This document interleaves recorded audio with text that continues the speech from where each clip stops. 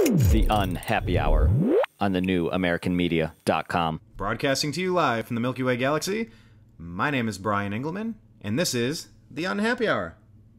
I'm pointing at different things because I have different cameras. If you're over here, you're on our Facebook channel. It's our Facebook group, rather. It's called The Unhappy Hour Sports Show, a support group. Tell your friends, invite your friends, engage with the content. This camera here, this is youtube.com/ either The New American Media or our brand new channel for The Unhappy Hour Sports Show. Launching it today. This will be something to generate content, get it rolling. I did have a show scheduled for this evening with former NBA scout Zach Barris. We were going to do our 2019 NBA draft show, and we had to reschedule. Not sure what day we're going to come back and do that one. However, in the meantime, I did want to address what's going on in the world. This is the NBA Finals. But of course, before we get to the NBA Finals, got to get to this. James Holzhauer went down. He's out. He's out. He lost to Emma Butcher. He had a 32-game winning streak, winning $2,464,216 on Jeopardy. Bravo, dude. Bravo. Congratulations. I did get to catch some of that. He reinvented the game. This cat really changed how the game is played. In fact, watching it was really hard for my brain. I'd been a Jeopardy fan my entire life. Since the show's been on, since I found the show, I've loved it. I've always loved game shows. And by the way, for the record, I was very fortunate enough to have been on a game show myself when I lived out in Los Angeles. I was on Catch 21 with Alfonso Ribeiro. It was like part trivia and then part blackjack. So I'd catch my 21 or bust my opponent out. And I've applied for Jeopardy multiple times. That's a pretty hard test to get on. And I'm pretty good at Jeopardy, too. When I was playing with this Holzhauer, I did pretty well. I actually did a decent job jumping in with the questions before they were done, with a lot of good questions. Hi, Dave. Hi, Brian. Hi, Brian. Hi, Eric. Hi, Tony. Hi, Zeke. Hi, Brian. Everybody, what's up? So, no, I have not been on Jeopardy yet, but I have a severe, deep love. Oh, you had no idea to Catch 21. So great. Yes, it was great. I didn't even know that the show existed, Dave, until... Oh, by the way, I'm taking questions in the chat room, so if you're watching on YouTube after the fact, you got to link up with us on Facebook. We do the live feeds, and then we kind of interact. This is an Ask Me Anything show, because, like I said, Zach had to reschedule today. But, yeah, I didn't even know Catch 21 was a show. I got cast. I was bartending at a... What was it? Real House Husbands of Hollywood. It was like a reality show, and I was bartending in some casting directors or some director's, producer's backyard. And I thought I was going to be on Are You Smarter Than a Fifth Grader? And then I also auditioned for Don't Forget the Lyrics. And then I ended up on Catch 21. I don't know. I just said, oh, I have a chance to win money? I'm in. Let's try this thing. And I won, so thank God. And it plays in syndication. I still get the messages from people, hey, I'm watching you live. I'm watching you on, and it's pretty cool. And I really defeated an annoying contestant. She was fun to defeat, and I think the audience really liked that. So anyway, it does get played in syndication, but I'm a big game show aficionado. So when I heard that this James Holzhauer was doing well on Jeopardy, I had to check it out. And it reinvented the game. He changed the way that the game is played. And I've heard people talk about this with Steph Curry. The way that they use their analytics and the way that they've changed how they play and the use of the three-point shot and basically eliminating the mid-range jumper. It's just changed what the NBA is. I mean, it used to be like Patrick Ewing and David Robinson and Shaquille O'Neal and just go down the list of big lumbering centers. And post presence and a lot of mid-range game, and the Golden State Warriors have changed that. But back to this James Holzhauer, he changed the way the game Jeopardy is played. Won how much? I'll never tell how much I won, but it was multiple thousands of dollars. No, I won $6,000. It was pretty cool. It was short of the $25,000 that I could have won, but it was not in the cards, to be quite literal. But yeah, watching this guy playing Jeopardy, he bounced around. He wouldn't start on, I'll take potent potables for 200, Alex. 400. Potent potables for 6. And just kind of roll down when you're kind of on a roll and you're working with it. He just jumped around looking for all of the daily doubles, and I thought it was fantastic. It was also really hard to watch and wrap my head around because you're like, Canadian authors for 400. Sporting events for 3. And it just keeps switching categories, and my brain wasn't ready for it. The first time I watched this guy playing, I understood how he was literally changing the game at Jeopardy. Nothing about the game had changed. He was just kind of playing it backwards, much like how basketball didn't change. The Warriors just said, we're just going to keep shooting threes because the analytics say X amount of trips down the floor, X amount of three-pointers made. The percentage is lower, but we're going to score more points, and we're going to beat you. We're going to beat the pants off you that way. So it was a fantastic run by this guy. In 33 games, he won over $2.4 million. Got really close to taking out Ken Jennings. He did not do it, so it's unfortunate. It is too bad. It was pretty cool. It's a cool story. I heard that Ken Jennings is not going to do like a head-to-head with him. He said, I'm 10 years older now. My brain's not the same. I just don't want to do it. I guess. I mean, you don't have to do anything. But it was a fun story, and I enjoyed watching it. So I wanted to update you on the Jeopardy thing. Scrolling across the sporting world right now. I don't know how many of you guys are hockey fans. How many of you girls are hockey fans? And I did try to get into hockey more than I ever have in my entire life. My buddy has LA Kings season tickets, and he's taken me for, 3 or 4 years now. And they're great seats. They're like 8 rows up. We have the correct goal in front of us, the correct net. So we get to see the good guys scoring in the beginning. Hockey, what's that? I know, Dave.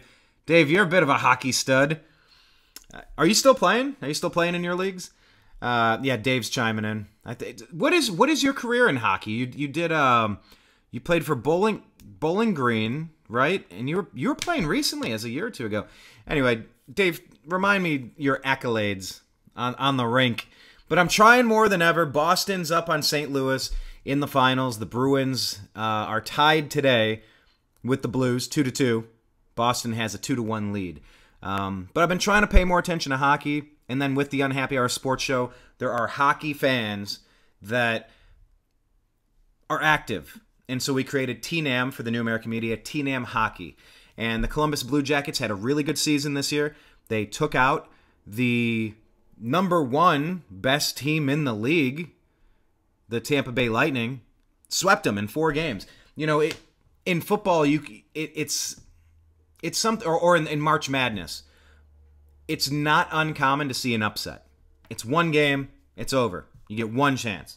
It's like Eminem, you only get 1 shot. Do not miss your chance to blow. This opportunity comes once in a lifetime, yo. But for Columbus to win 4 games in a row against the Lightning, I got to tell you, that's not really luck. That's pretty badass. Dave, you played for Shattuck St. Mary's Prep. Yes. Yeah, and you're still playing. So anyway, if you're into hockey, check it out. It's a tie game now. Almost end of the second period. Go check that out. I want to talk to you a little bit. I'll press pause on all the baseball stuff. If you have any questions or comments about the baseball season, about what's going on, the baseball draft is going on now, or today. So if you want to talk about it, that's fine. I did just wrap up a show kind of covering the state of the Cleveland Indians. Is it time to sell on this season and start the rebuild process? Or is it time to go acquire some more talent and kind of reload for a wild card playoff push? I mean, we're 12 or 13 games back of the Minnesota Twins right now. It's looking tough. But I did a really good show with my cousin, Justin Engelman. He and I go to games all the time, usually in Anaheim. We've been to Dodger games. As many games as we can go to. Anytime the Tribe's playing, we like to go check them out. But we did that show. It's about, 25 minutes long. I'll post that after this one. I have to do a little bit of editing, a little post-production, and I'll put that up. I do have the new YouTube channel. It's The Unhappy Hour Sports Show, all sports. So our flagship is still The New American Media. And we're just going to splice it off and just keep one all sports and sports-related content. Let's see. Who do I want to win? I suppose you're asking me about hockey. I mean, I don't have any particular love for Boston. Ever.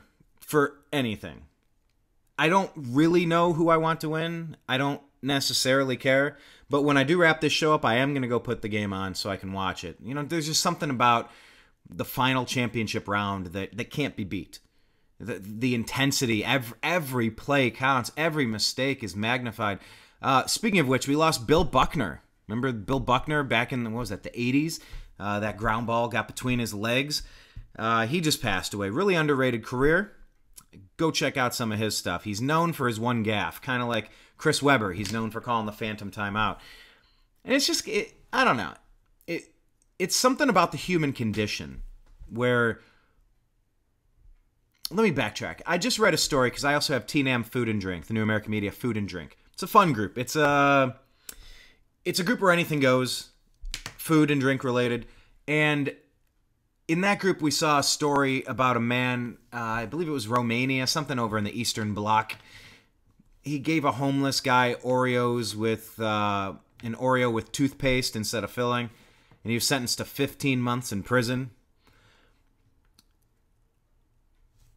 You know, it makes you kind of... It just puts things into perspective. Let me just say that. It just makes you think a little bit.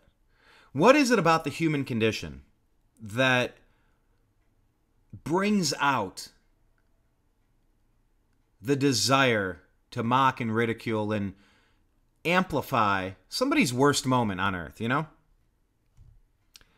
In the article, I was just reading it on our Facebook page for the Unhappy Hour.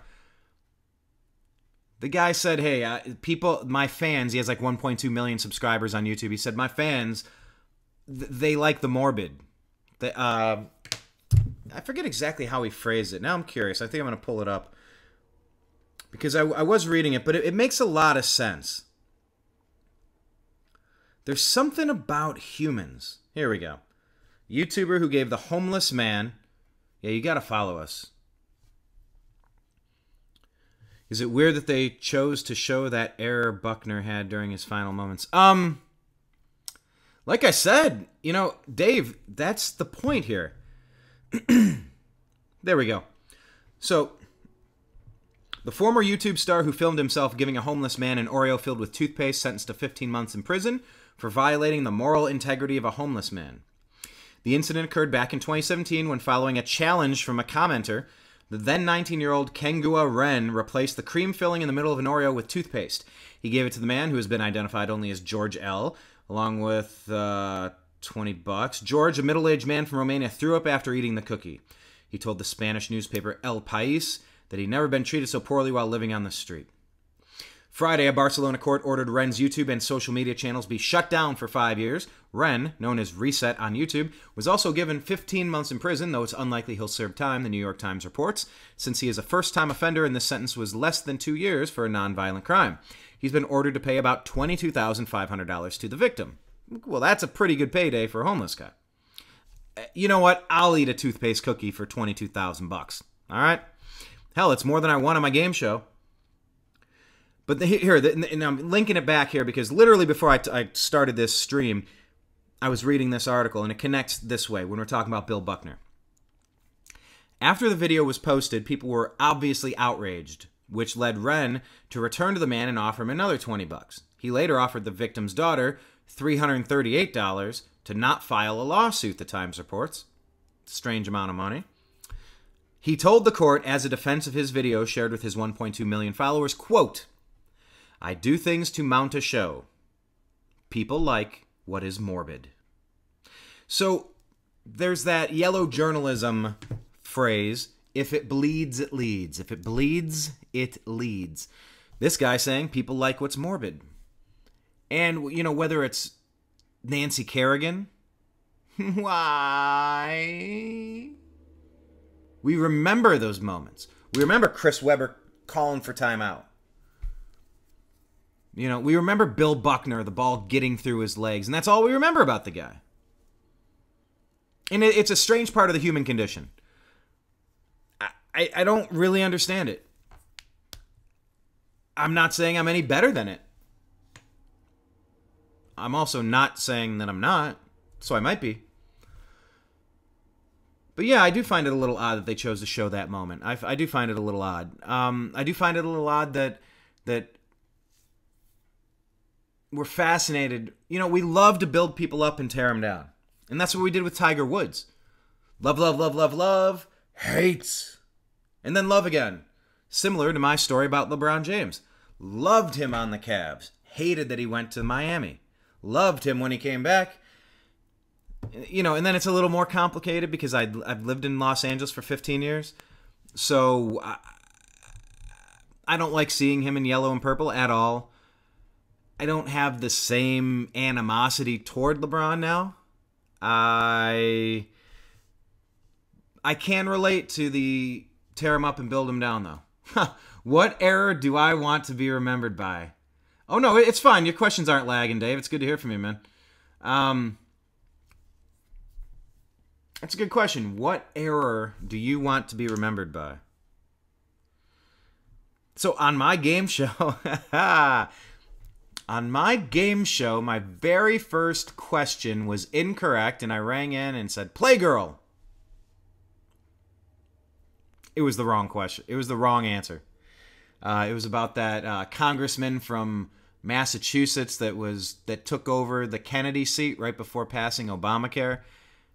And he posed in a magazine, and it was Cosmopolitan. He posed naked in a magazine, Cosmopolitan. And I had the buzzer, and I went, did. Or I think it was like a, remember you play that game, Trouble? I buzzed in, I said, Playgirl! And as soon as I said it, I'm like, oh, no, it's Cosmo. Oh. And so the very first words that I said on national television were, Playgirl! Except they cut it out. They cut it out of syndication. So it didn't air originally, and it hasn't aired subsequently. For time, they just cut it out, and they cut to the correct answer. Because you don't lose points for giving the wrong answer. And once I realized that's how you play the game, I'm like, I'm going to guess every damn question. And I did not guess every question, but I probably could have. If I had any inkling that I had a shot of throwing a dart and getting lucky, I did. But you got to know the rules of the game. So no, I mean, was that an error of mine? I don't know. Not really. But yeah, if we're only known for our worst moment, our most embarrassing moment, our lowest, our most disgraceful, yeah, it's interesting. It's just interesting about the human condition. But anyway, I digress. Dave, what error do you most want to be remembered by? But I do want to talk about this. I want to skip over to the NBA. Like I said, I did want to get to our NBA draft show tonight, but Zach is unavailable, unfortunately. We'll do this maybe not tomorrow, maybe the next day. But I just want to give you an update on what I've been watching with the Golden State Warriors and the Toronto Raptors. First off, kudos to the Toronto Raptors for even getting there, getting past the Philadelphia 76ers.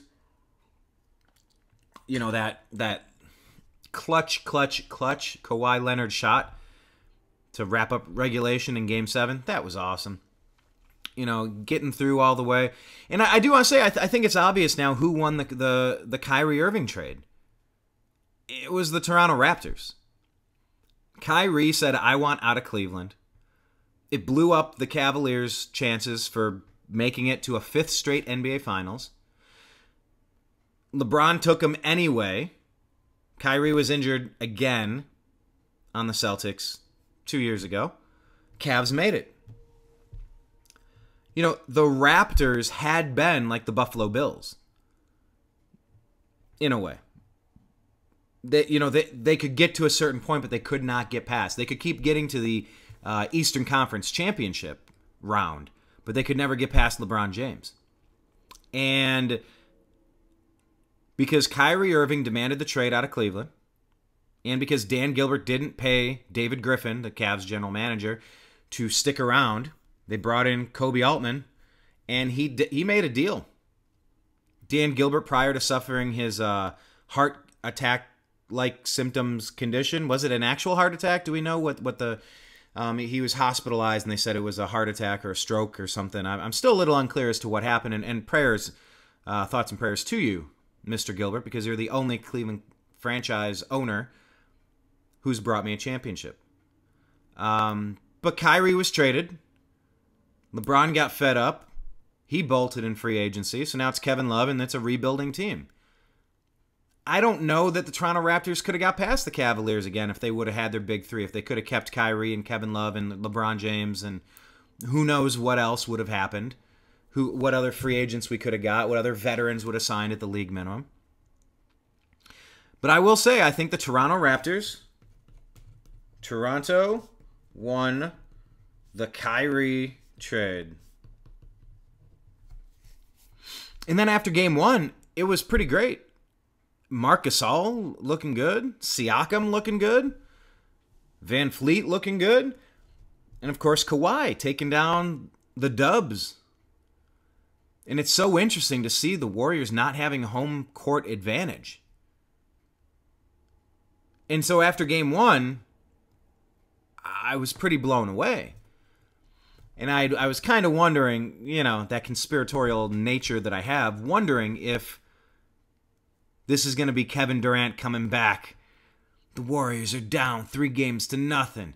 Here comes Kevin Durant limping onto the court. Oh, he's such a hero. Oh, wacky, wavy, inflatable arm man. Because LeBron James has his moment. He's got the chase down block. He's got, Cleveland, this is for you, breaking a 52-year curse. Like, it's something epic. More epic than what Jordan ever did. Yes, I said it. Is this thing on? LeBron James breaking the Cleveland curse is way more epic than anything Michael Jordan ever did. Michael Jordan being 1B, the second greatest basketball player ever to play. LeBron James being 1A. And I'll put him the same. I'll give LeBron the nod. He's a better rebounder, a better passer, better at blocks. I think Jordan is better at steals. I mean, Jordan was a pure scorer because LeBron was more of a passer and a facilitator. Anyway, but I think, not to take anything away from Jordan, he did a three-peat and then another three-peat, and who knows, he could have had 8 in a row if he wouldn't have either retired from the game of basketball or been kicked out by David Stern for gambling, and that may or may not have had something to do with his father's killing. I don't know. But there was that 2-year weird stretch where the Houston Rockets got really lucky. They were the ones that won that situation when Michael Jordan retired. They finally had a chance to win a championship because they were the second best team. And if it weren't for this Golden State Warrior team, why wouldn't the Cavaliers have 4 championships in a row now instead of 1? It feels like this is our dynasty that we were supposed to have. Now, obviously, it didn't happen. I can't be too salty about it because it's not a thing. It didn't occur. But the Cavaliers were primed with LeBron James in his prime. I thought we were getting the end of LeBron James. He dropped a bunch of weight. He's coming back home from Miami, just kind of thinking, oh, man. This reminds me of Jenny coming back home to Forrest at the end of Forrest Gump, all sickly, and best days are behind her, and all ragged, and it's like, you wasted your best years somewhere else, goofing around on the coast, getting into trouble. But sure enough, LeBron James took his game up another level.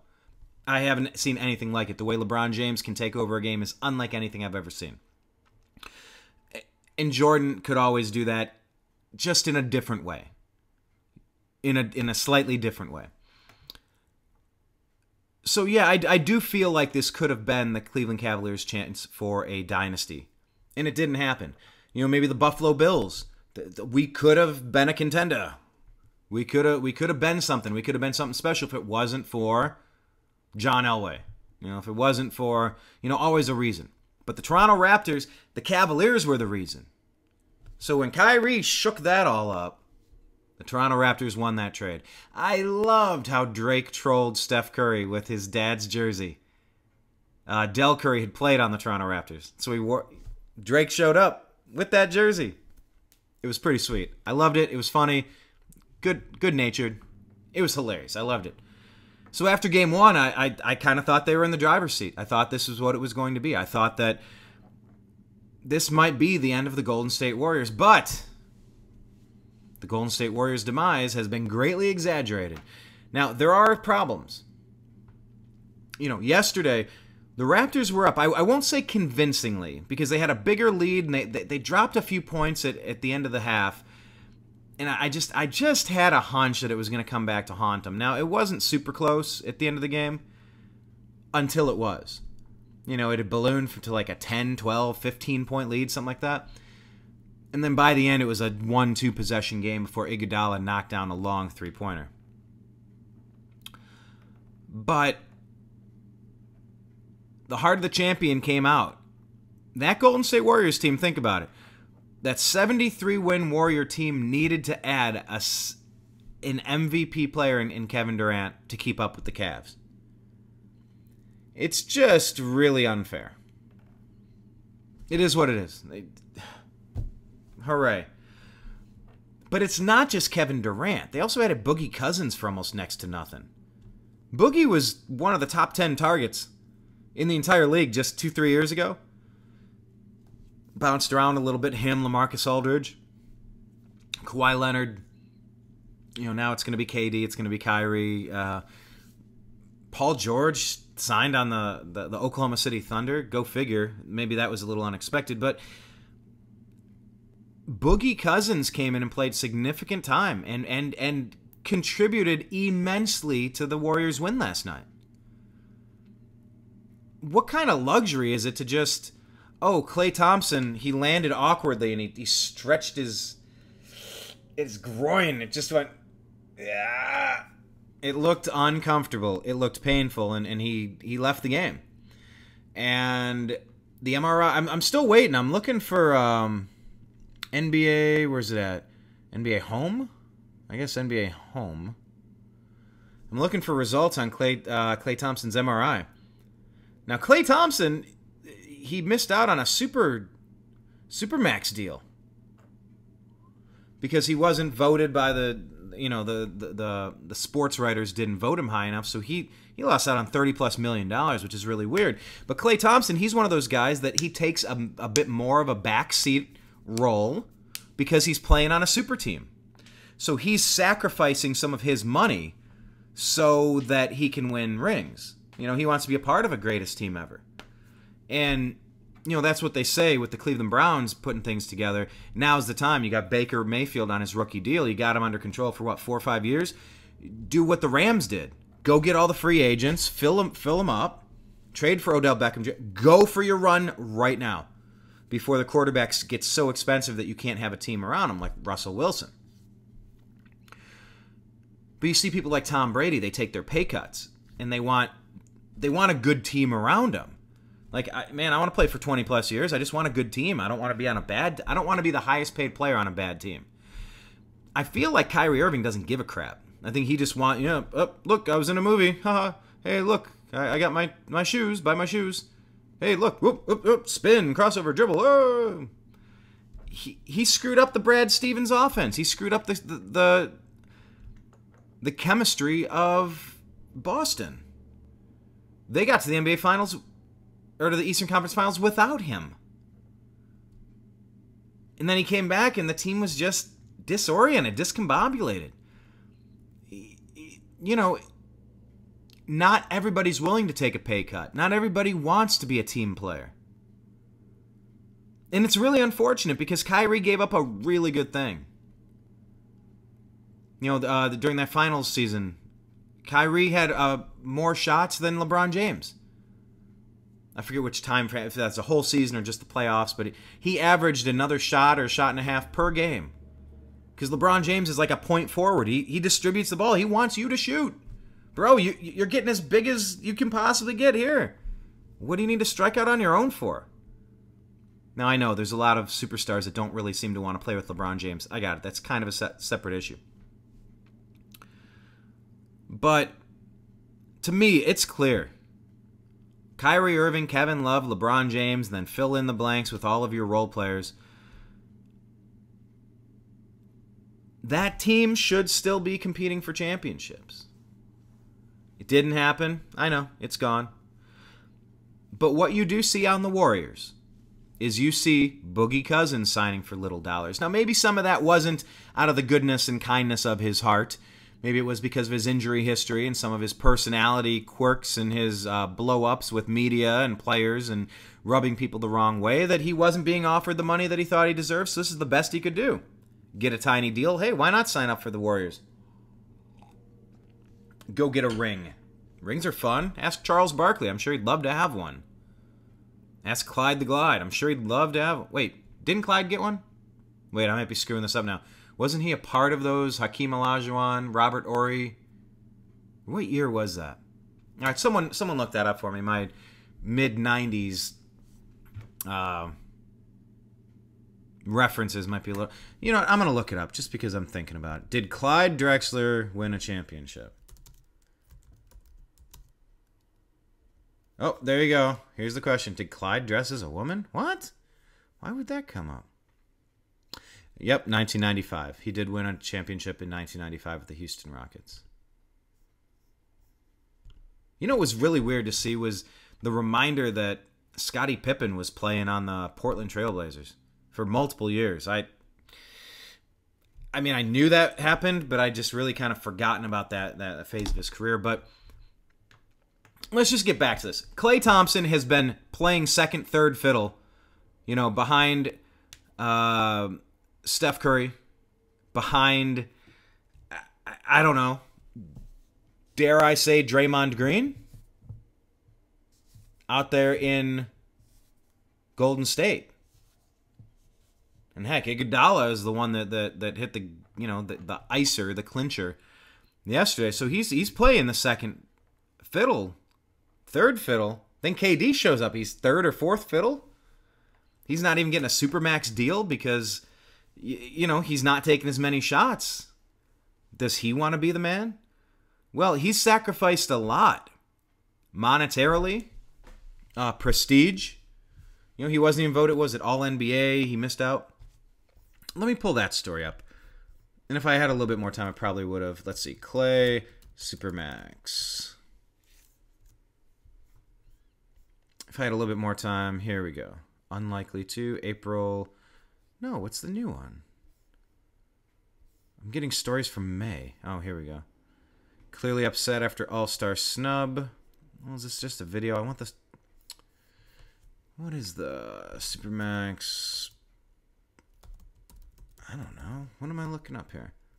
I should be getting something from, I guess, May 23rd? All right, here, let's read this one. I guess maybe it was a week or two ago. All right, Golden State Warriors shooting guard. Thanks for loading while I'm reading. Golden State Warriors shooting guard Klay Thompson was not named to an All-NBA team this year. His teammates Steph Curry and Kevin Durant were selected to the first and second team, respectively, but Thompson missed the cut for the third straight year. The lack of selection has some financial ramifications for Thompson, who is an impending free agent. He will not be eligible for the Supermax contract. Had Thompson been named to one of the All-NBA teams this year, or in both 2016, 2017, he would have been able to sign the Supermax with the Warriors, which would have been worth $221 million over 5 years. Instead, the most he can receive is the regular max. I feel like they need to change these terms. Supermax and max. Like the Browns. Hey, our orange is orangier. Oh, is it? Instead, the most Klay Thompson can receive this year is the regular max, which is $191 million over 5 years. The $30 million that Thompson is potentially losing is an even bigger sum that Joe Lacob is saving. Because the Warriors are likely to be way over the tax in the next few seasons, Thompson's omission could save the Warriors 8 or 9 figures in tax payments in addition to the $30 million in salary. He was not particularly pleased, and he rolled his eyes when he heard that Kemba Walker made the team over him. Oh, let's hear. Let's see. Let's see if I can hear him. Here. The All-NBA team that should have elevated your potential. Oh, I did? They already came out? Yeah, it came out today. You were like right behind Beal. We got, or no, right behind, who got third team? Kyrie. But you barely, yeah, Kemba. Kemba got it. You were a couple. I mean, that's cool and all, but like, when you go to 5 straight finals, I respect those guys, but when you go to 5 straight, I mean, it takes more than just a couple of NBA guys. It's like an all-time team, but whatever. That's not. I'd rather win a championship than be 13 all NBA. So it's all. He'd rather win a championship than be all third team NBA, third team all NBA, or whatever. So that's $30 million. So there are some people that are willing to take less money to make it work. So what you have with the Warriors now, Kevin Durant is injured. Steph Curry's been sick. And Klay Thompson, he landed and his feet did this. And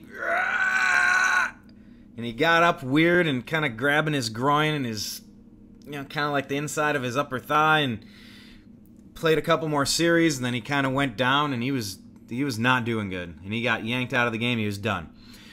So for someone like Klay, you sacrifice. You sacrifice yourself shots, and maybe you're not viewed as an all-NBA player when maybe in reality you are. And then you get injured, and then it costs you $30 million on top of it. So, there are sacrifices that need to be made. In this Warriors team, they just lost Looney. Looney got a broken collarbone yesterday. He's done. He's done for the playoffs. Kevin Durant, I don't know if he's going to come back.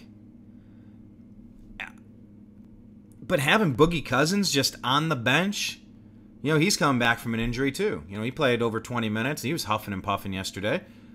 But what a luxury to have, Klay Thompson is your third option.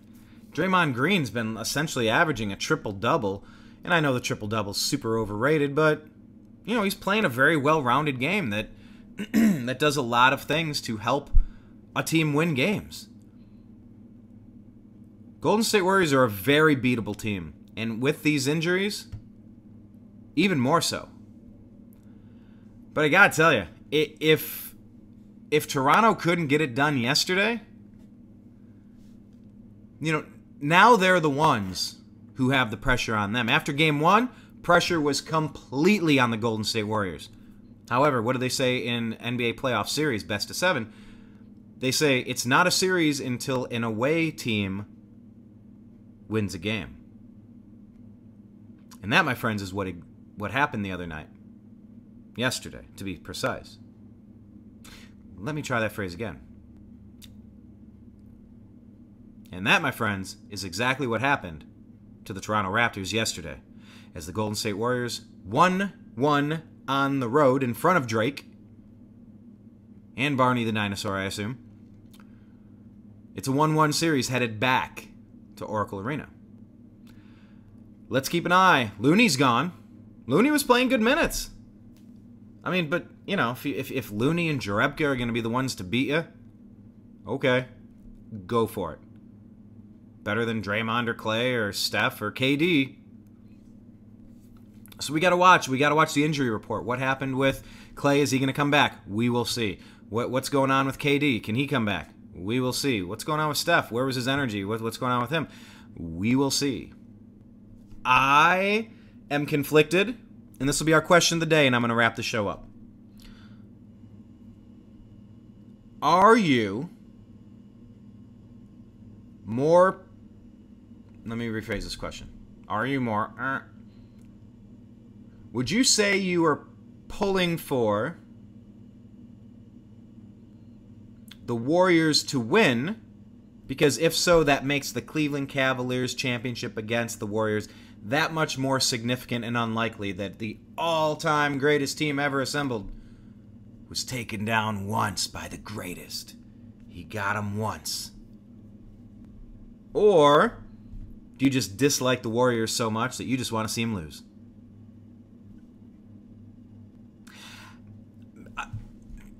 I've been thinking about it, and maybe maybe it's kind of almost a coin flip.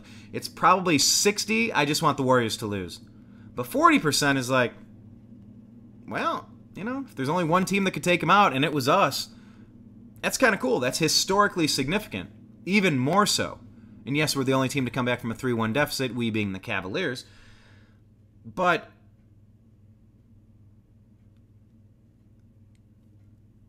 on the other hand, I just don't want to see them win anymore, and I don't like anything about them. I wish them nothing but failure. And I'd love to see KD leave for New York and have that be a train wreck, and see Klay Thompson leave and go play with the Clippers or something with Kawhi. I guess second question, should Kawhi, because it seems to be a foregone conclusion that Kawhi is leaving and going to Los Angeles. Should he stay? Or should he go? Oh crap, now YouTube's going to demonetize the content.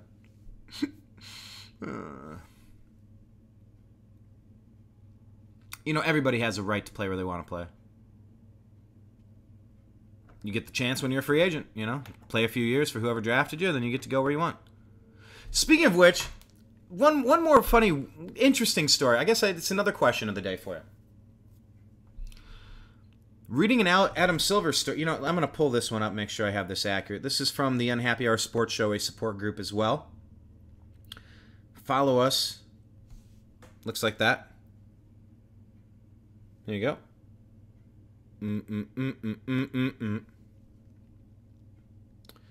Oh, Gerald McCoy signing with the Panthers. I thought he wanted to play with a contender. He spurned the Cleveland Browns. Let's see. Chris Broussard is saying nobody is controlling games and taking over in these playoffs like we've seen LeBron James do. LeBron has been so dominant that it does look like, why didn't Kawhi Leonard take over like LeBron takes over? Why didn't Steph Curry take over like LeBron takes over? Well, it's because it's very unlikely to happen. It's kind of... Oh, hey, now I'm watching myself on my Ask Me Anything. Look at that. This is Inception right here, buddy. Oh, now it's me showing you. Look at that. This is Inception. Hold on. I'm going to hold the camera up again. Check this out. Here we go. Inception time in 3, 2, 1. Or did I already do it? I don't know. But you need to follow it. Anyhow. Where is the story? I was trying to... Here we go. According to Bleacher Report, multiple NBA teams have had high-level conversations about getting rid of the term owner because it's racially insensitive, per TMZ Sports. Do you feel that the term owner is racially insensitive?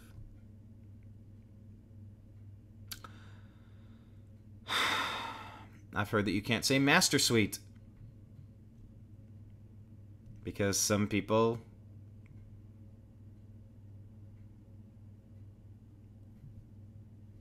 It's 2019. Everything's a microaggression. I mean, am I allowed to own my company? Can I own the Unhappy Hour? Or is that insensitive? Or is that like a socialist thing? Like, nobody owns anything, man. Come on, man. Like, nobody owns anything, dude. You can't, like, own a potato. No, it's a racial thing. What are your thoughts on that? I thought it was a fake story when I saw the headline. I said, you cannot be legit with this. But they are. What would you call the owner of a team if they're not the owner of a team? I'm running out of ideas. I'm asking you, put it in the comments below. I mean, I get the point. But when you're making... what was Klay Thompson? $191 million for 4 years, for 5 years? $40 million a year? It's not really like... I don't really get the slave reference. I don't really get... Basketball's an international sport. Am I missing something here? Maybe I don't take too much of this too seriously. Maybe I missed the disabled list. Now they call it the injured list. I missed Chief Wahoo. It's just my cartoon team. I don't view it as racist. I like my team. The world is a-changin'. It's weird. I digress. But tell me, what do you think? All these questions. I got 7 questions of the day. Are you... Give me your thoughts on the Cleveland Indians getting rid of Chief Wahoo. Massive overreaction? Or is it about time? Or who cares? Disabled list. Is that offensive to disabled people? Or it's just the disabled list because you're not able to play baseball? Should that have been changed to the injured list? Or who cares? Owner. Should multiple NBA teams having high-level conversations push the NBA to have owners but not call them owners? If they're not owners of the team but they're owners of the team, what do you call them? Is this like the gender question? What do you call a preferred pronoun? Hey, let's stick to basketball and sports, shall we? It's 2-2. Wrapping up here in the third. Bruins and Blues. Kawhi Leonard filed a lawsuit against Nike over the claw logo. Interesting.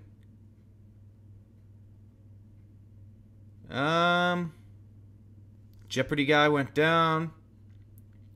Check out the Major League Baseball draft coming out soon.